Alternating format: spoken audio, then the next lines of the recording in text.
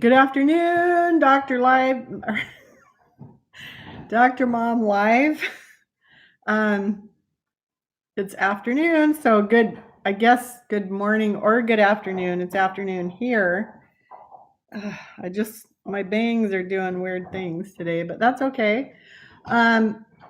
This is my Moving Forward series, and I have been working on finishing this great Bible study, Women of the Bible by Jean Ishashwerda.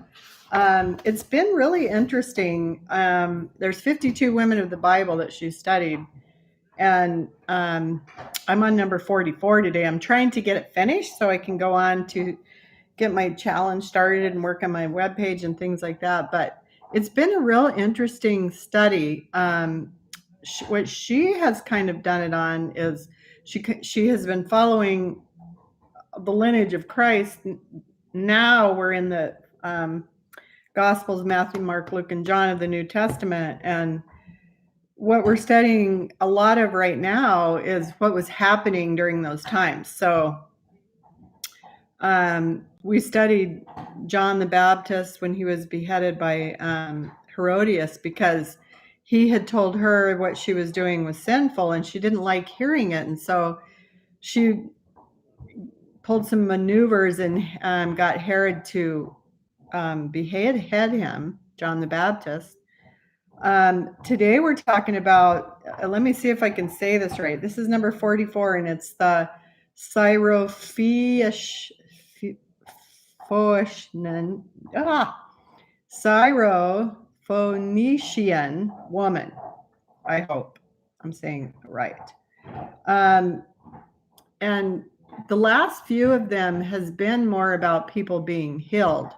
So this one today is about a woman whose daughter was possessed, and it'll go on to I've already read through it, so it does tell us that a lot of during this time when Christ was alive, there was a lot of possessions, and it came in different forms. So in this particular one, this woman's daughter is possessed by demons, and she wants Christ to free her daughter, heal her. And so we'll go ahead and get started. So what is her character? This is, she's a Gentile. But although she is a Gentile, she addressed Jesus as Lord, Son of David. Her great faith resulted in her daughter's deliverance. So she must have had a pretty great faith because she did know who Jesus was and that he was the Son of David. So key scriptures are Matthew 15, 21 through 28, and Mark 7, 24 through 30. So Jesus went to the vicinity of Tyre. He entered a house and did not want anyone to know it, yet he could not keep his presence secret. By this time, he was super popular, doing all kinds of miracles, and thousands were following him, right? Healing people and things like that. He entered a house and did not want anyone to know it. Okay. In fact, as soon as she heard about him, a woman whose little daughter was possessed by an evil spirit came and fell at his feet. The woman was a Greek, born in Syrophenician Phoenicia. Phoenicia. She begged Jesus to drive the demon out of her daughter. First, Jesus says, let the children eat all they want. He told her, for it is not right to take the children's bread and toss it to the dogs. So this is a parable, and I didn't really understand it until I read sort of this other page, and I'll read it to you. But what he's talking about is she is a Gentile and she is not a Jew, and so she shouldn't get. So I think, I'm sorry if I'm way off, but I think what he's saying is first, let all the Jews have the food of life or healings, things like that.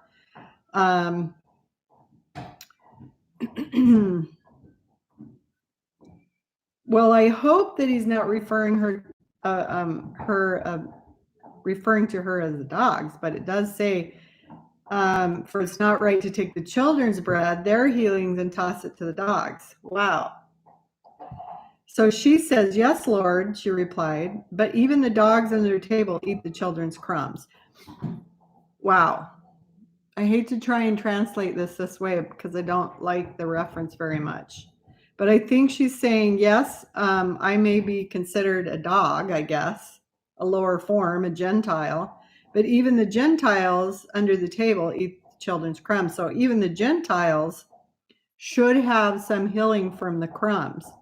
And so Jesus it seems like he's always wanting to see kind of it has to be their faith that does the healing, right? And do they believe enough? So then he told her, for such a reply, you may go. The demon has left your daughter. And that was that quick. It was that quick that the demon had left the daughter because Jesus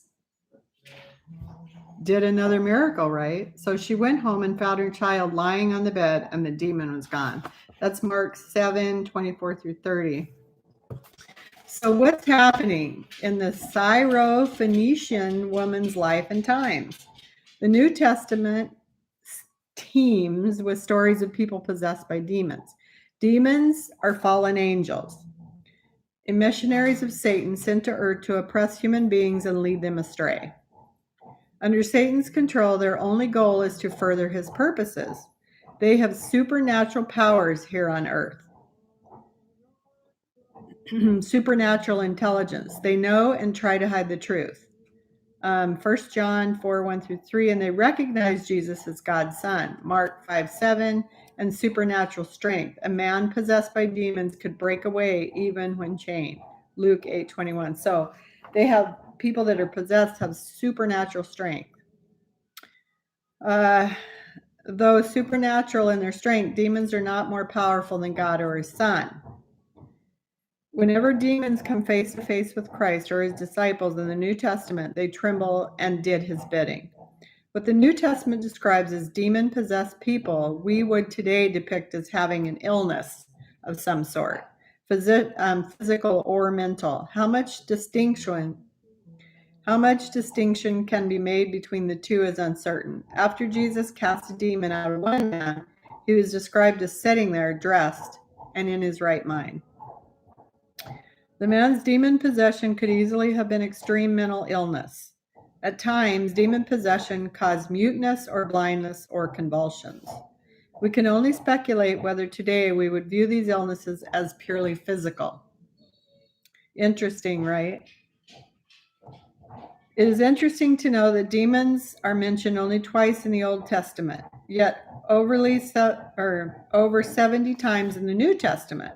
So that is interesting. All but a few of those in the Gospels. Perhaps Jesus' ministry to the sick exposed demonic activity as never before. Interesting. Or perhaps Satan focused an extraordinary amount of his strength and power over the land of Israel while Jesus walked and healed there. So it seems like the more powerful Jesus became, the more relevant Satan became. So what's happening in our life and times? When Jesus left this earth, he sent the Holy Spirit to indwell his people. The life of Christ within us as believers is our defense against the forces of evil. We may suffer from physical, emotional, or mental illness that seem like demons within us, and God often uses the power of medical treatment to heal us of those illnesses. But let's not discount the power we possess within ourselves as children of God. That power forms a hedge of protection around us and within us as we maintain a close relationship with God the Father, Christ his Son, and the Holy Spirit, our strength and comfort. So that's one thing you always need to remember is you can dismiss demons, demonic activity, by saying and be gone in the name of Christ Jesus. And it's that quick. Okay, so I'm going to go on to this page that I found because I thought it was. So, who is this Syrophenician woman? Jesus was traveling in Gentile territory when a woman approached and begged him to cure her little daughter who was troubled in her mind. How did Jesus respond? He seemed reluctant, arguing that he had came to save Jewish people. Here's the story. I was trying to translate it, but this is better. Not Gentiles. So despite the woman argued back. So despite what Jesus said, the woman argued back. So she believed that she was worthy, right? Wouldn't he pity her despite her nationality? If he were eating, wouldn't he throw scraps to the dogs? Jesus, taken aback by her persistence, rewarded her faith by curing her daughter. So Jesus was in a foreign country. The woman in this gospel story came from the area near Tyre and Sidon, north of Galilee. These were notoriously ungodly cities. The people who lived there were Gentiles. Many Jews referred to Gentiles as dogs. Mark refers to her as a Greek, which is shorthand for pagan. Oh, I didn't know that. Okay, so let's see. When does this story happen? Shortly before the end, the crucifixion and the resurrection are not far away. Before Jesus faced the danger and the triumph of these events, he journeyed northwards up to the lands of Tyre and Sidon. Why did Jesus go to the northern province? We don't really know. If he went there to seek solitude, he was disappointed. His fame had preceded him. The crowds gathered, begging for healing and the wisdom only he could give. Can you imagine how that had to have been draining? While he was there, a woman approached him, crying out to him to heal her daughter, who was possessed by a demon. So Jesus actually just ignored her. When she kept crying after him, his disciples suggested that he do something about it since she was making a scene, and they knew he wanted some peace and quiet. He replied that he was only sent to the lost sheep of the house of Israel. She was a Gentile. He would not help. So the woman persisted. She could not be quieted. She threw herself in a pitiful heap of his feet, crying out, "Lord, help me." Finally, he acknowledged her. It just had to have been horribly bad at that point. Her daughter, I mean, I can't even imagine. It says her little daughter, too. It is not meet to take, let's see, finally he acknowledged, it is not meet to take the children's food and give it to the dogs. He had been sent by the father of the house of Israel, not to Gentiles. The children of Israel were to be fed first. So that's my thought. Why was she referred to as a dog? So it says dogs sound harsh, but the term he used was a Greek diminutive kainaria, which meant little dogs, household pets, not outside scavengers. As well, he said that the children of Israel were to be fed first, and this meant that she might expect that her turn would come if she waited. So the woman argues back. Quick as a wink, the woman turned the rebuff to her advantage. True, Lord, yet even the dogs under the table eat the children's crumbs. Impressed and pleased at her faith and persistence, Jesus granted her wish. Be it done for you as you desire. And the child was cured of her dreadful affliction. Both Matthew 15:21 through 28 and Mark 7:24 through 30 record the event. The texts are at the bottom of this page. So Jesus, what's the miracle mean? It's a great story of a mother's love. That's what I got out of it, right? A Syrophenician woman was willing to do whatever it took, even if it meant rejection and humiliation, to save her suffering child. Just as Jesus, a short time later, would suffer rejection and humiliation to save us. It is one of only 2 times where Jesus healed a Gentile, the other being the centurion's servant. In both cases, the sufferer was brought to Jesus by someone else. In both cases, Jesus made a point of remarking upon the faith of the Gentile. In both cases, Jesus did not visit the suffering person, but healed them from afar. That's interesting, isn't it? This story is also the only place in the New Testament where Jesus specifically said to his disciples that he was only sent to the house of Israel. That adds an extra dimension to the later story of Peter and Cornelius where Peter rejects the difference between Jews and Gentiles, Acts 1:8. So this is the themes of this story. Jesus reaches out to everyone. The woman who prayed and the child who was healed were both females. Not only that, they were foreigners. Jesus looked past this and saw their intrinsic worth. So persistence pays. The woman in the story would not take no for an answer. She humiliated herself in a desperate effort to save her daughter, refusing to give up even when Jesus rebuffed her. Her quick and nimble repartee turned what seemed like rejection on Jesus' part to her advantage. Jesus lost the argument, albeit willingly. It is the only time we know where Jesus was out-argued. That's interesting. It doesn't matter if we are separated in the time from Jesus, we can still know him. 3 times, the story is one of them, Jesus healed someone at a distance. The centurion's servants, the nobleman's son, and the woman's child. Matthew and Mark tell the gospel story. And Jesus went away from there and withdrew to the district of Tyre and Sidon. And behold, a Canaanite woman, so she was a Canaanite woman from that region, came out and cried. And he never wanted his people to mix with Canaanites. Have mercy on me, O Lord, Son of David. My daughter is severely possessed by a demon. But he did not answer her a word. And his disciple came and begged him, saying, send her away, for she is crying after us. He answered, I was sent only to the lost sheep of the house of Israel. But she came and knelt before him, saying, Lord, help me. And he answered, it's not fair to take the children's bread and throw it to the dogs. She said, yes, Lord, yet even the master's table. And Jesus, woman, great is your faith. Be it done for you as you desire. And her daughter was healed instantly.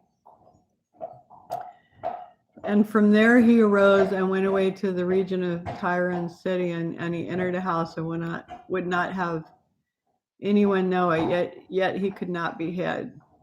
Okay, these are different versions. Okay, well, that was good. Let me see, just so we don't plagiarize. This looks like I'm trying to find the site. This is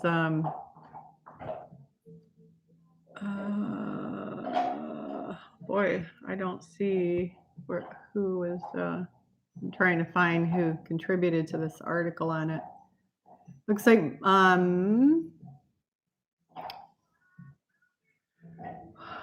Elizabeth Fletcher, it looks like, Women in the Bible. Okay, so that's basically the story of the woman. So I'm going to go ahead and read what is today? I think it's the 3rd already. Jeez. Let's see. 2nd. Today's the 2nd. So this is my daily devotions book. I've been reading it. My mother-in-law gave me this book after my husband passed away, right when she was there and when he had passed away. And I have read this book for 6 years, every day, and I never can remember reading the same thing twice. It's great. So December 2nd, I am the Prince of Peace. As I said to my disciples, I say also to you, peace be with you. Since I am your constant companion, my peace is steadfastly with you. When you keep your focus on me, you experience both my presence and my peace. Worship me as King of Kings, Lord of Lords, and Prince of Peace. You need my peace each moment to accomplish my purposes in your life. Sometimes you're tempted to take shortcuts in order to reach your goal as quickly as possible. But if the shortcut requires turning your back on me, my peaceful presence, you must choose the longer route. Walk with me along paths of peace. Enjoy the journey in my presence. Isaiah 9:6, John 20:19 through 21, and Psalms 25:4. Okay, so that's today. I'll do one more tomorrow. That'll be I think I'm on 44 today. So that'll be number 45 tomorrow, and we get to do Martha. So her name, the feminine form of Lord, means lady. So Active and pragmatic, she seems never at a loss for words. Though Jesus chastened her for allowing herself to become worried and upset by small things, she remained his close friend and follower. So that's tomorrow, Martha's Life and Times. That's number 45 tomorrow.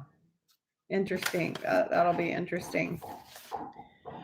Especially as we're getting closer to Christmas, right? It's pretty exciting, very exciting. So, okay.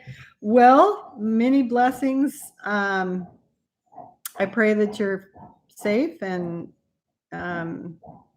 having a good time like I am with your family and friends and loving every minute of the blessings that we have. Because remember, we didn't have to be woke up today, right? We didn't. Yeah. So it's a blessing, a very big blessing. Okay. Much love to you all. And I will be talking to you tomorrow. Same time, same bat station. Okay. Bye.